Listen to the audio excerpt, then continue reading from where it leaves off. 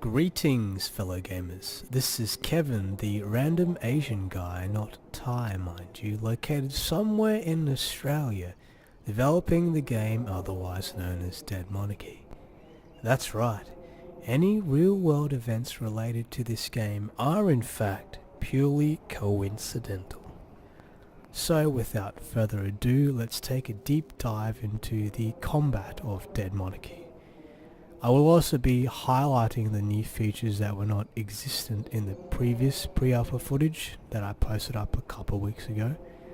And as this is the first dev blog, it will probably be split into two because it is a pretty big one. So, let's continue on. Combat in Dead Monarchy is governed by 9 core stats. You have Might, Armor, Focus, Ardor, Dodge, Melee, Range, Break, and Guard. That's right, each stat is actually exactly 5 letters long. My OCD is in fact that fucking bad. Now all of these stats can be reduced in combat by specialized weapons and abilities and can be increased by weapons, armor, and stat improvements. Abilities can restore stats to their maximum cap, but can never increase it beyond its maximum cap for balance purposes. So I'm just going to... I just want to point out, so the first UI update or feed, how would you say it, I guess, gameplay UI feedback, was that you could never really tell which combatant you were controlling. So now underneath the active combatant or unit, there's a yellow tile that will indicate, who is actually going this turn. Battle cameras are in, so they will shift and focus on the active or moving player or unit. So once again, this just adds more polish, as you can clearly tell which unit is moving. It also works for the AI as well, which is really its main intention.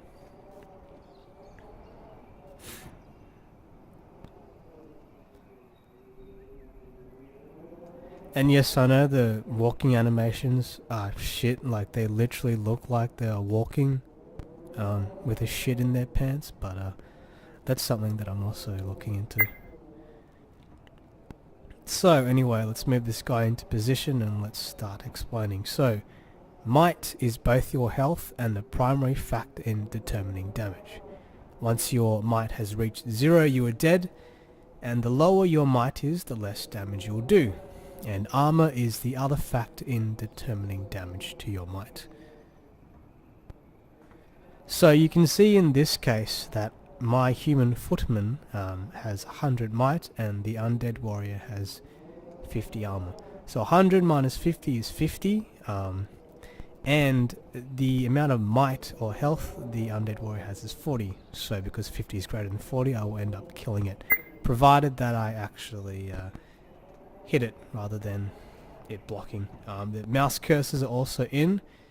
So if you hover over a valid combatant or unit, it will turn to a to a sword. If you hover off, it will turn to a cross. And grid highlights for the any valid unit within your attack range is also in. So you can clearly see that this is a valid target because it's red. So now I'm going to attack it, and it blocked. I'm going to attack it again. You can also see that flashing UI elements are in. People like things that flash. Well, I do. You can see that it's flashing between its current value and the predicted value, or the amount of damage that you will do. Okay, so it's dead. So as you can see, the formula for damage is a user's might minus the target's armor. The difference between the two is the damage done to might. Now, in the case that the target has higher armor than your might, then you won't actually do any damage. So yes, I've borrowed a few pages out of Banner Saga's book. I've found combat in that game to be extremely satisfying because I was constantly deciding whether to attack might or armor. In fact, through that whole game, literally all I used was the base attack, but the downside of that was I never really found a use for the special abilities, which is something that I want to expand upon in my own game, as well as mix up the former somewhat by adding my own additions. So I'm just going to skip my turn and wait until I get control of my bowman, because it will be easier to explain on that, the next stat.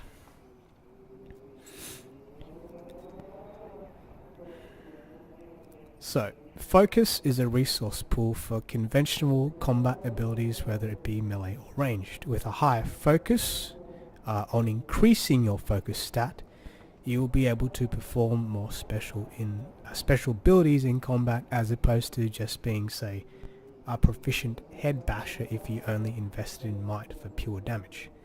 You can see when you hover over the ability, it will also show you the projected amount of focus that you will be using. So once again, just more UI feedback to help the player ease into his choice.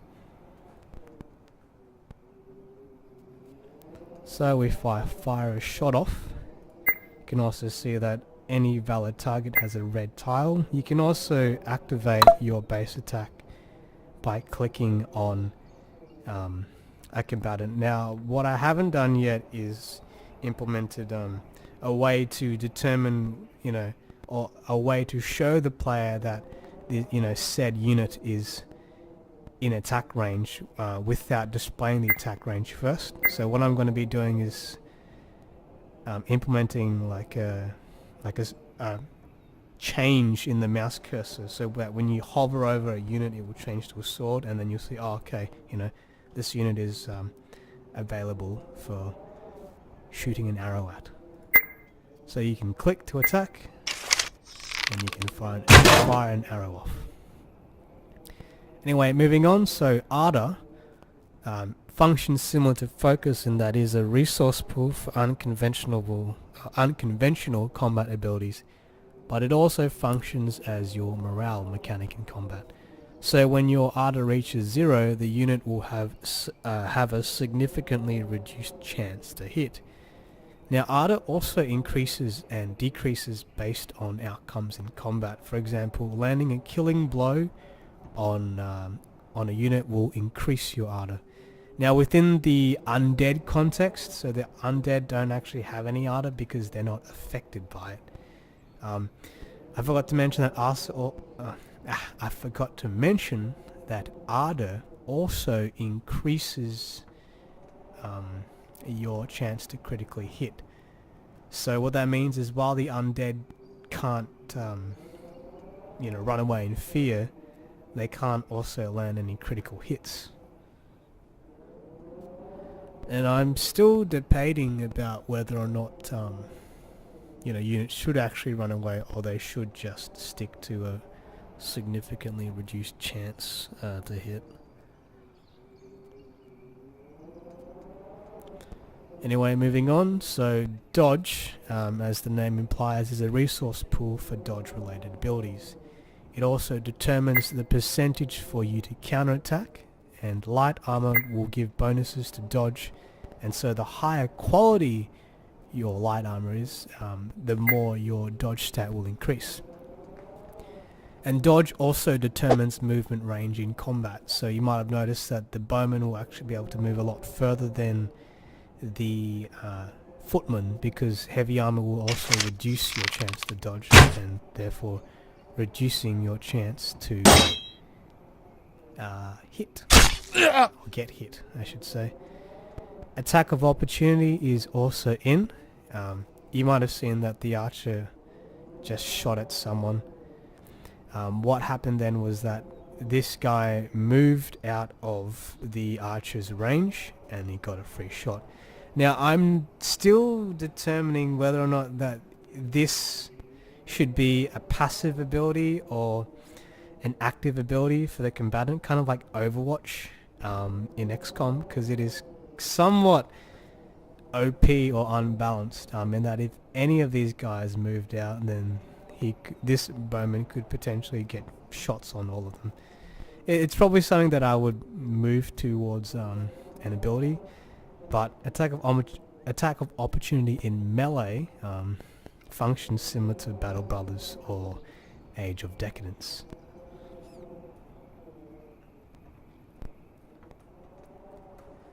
Okay, so range and melee, the stats, they basically determine the base hit chance for melee or ranged combat abilities, and flanking bonuses also are then added on top of the base percentage.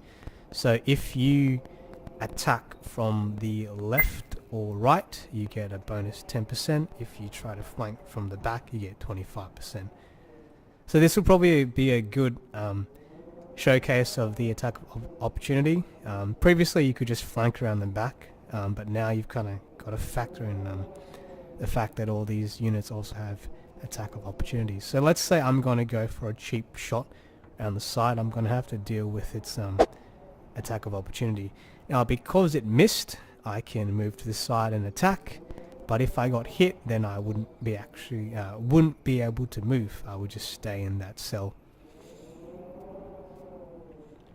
And so lastly, guard functions similar to dodge. So guard basically just determines your base chance to block attacks, and that's only with the shield, so only the shield will give the guard bonus.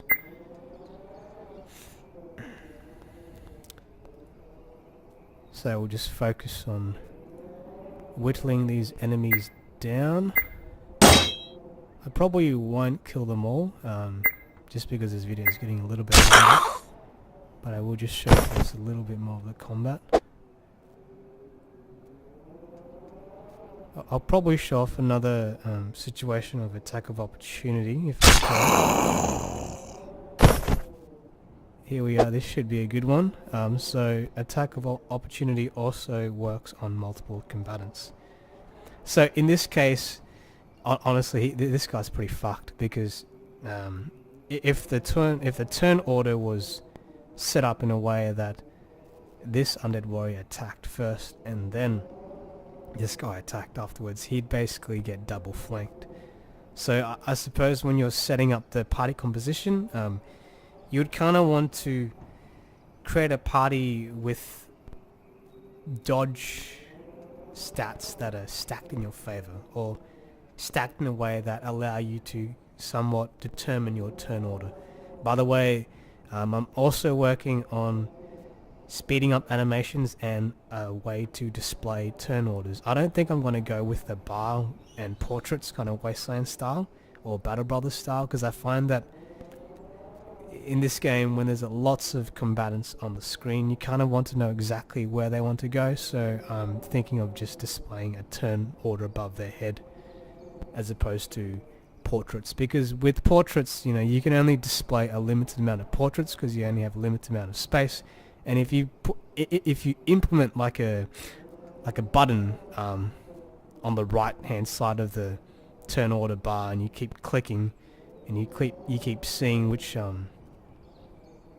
combatant is going to be going next, I just find that to be really unwieldy. So once again, turn order numbers, I'm probably going to implement it in a way that it just displays above its head and you can turn it off during combat, or it will turn off while you're hovering over and displaying the combatant or unit information.